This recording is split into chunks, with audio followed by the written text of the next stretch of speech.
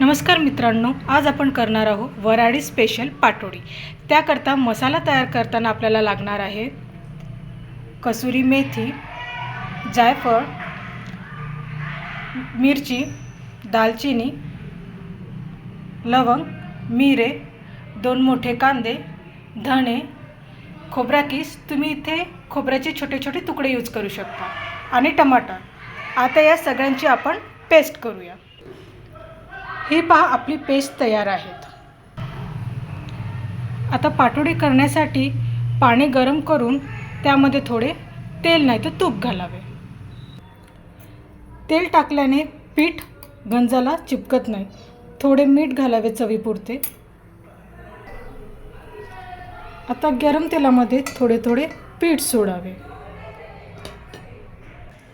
यामध्ये थोडे तिखट, हळद,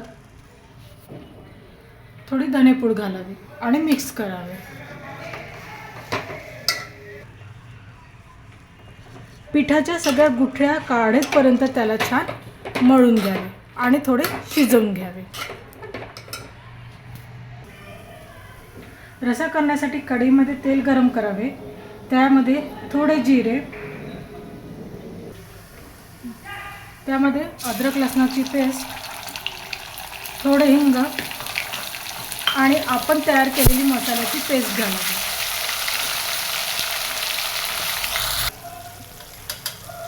मसाला थोडा शिजत आला की त्यामध्ये धने पावडर, हळद, तिखट, घरगुती काळा मसाला आणि चवीनुसार मीठ टाकावे। आता वडी थापण्याकरता ताटामध्ये थोडं तेल लावून घेणे, म्हणजे ते ताटाला चिपकत नाही, अशा पद्धतीने। आणि मग त्यावर हे शिजवलेले पीठ थापून त्याच्या वड्या करणे। मसाला शिजला की त्यामध्ये आपल्याला हवे तेवढं पाणी घालून रसा करून घेणे।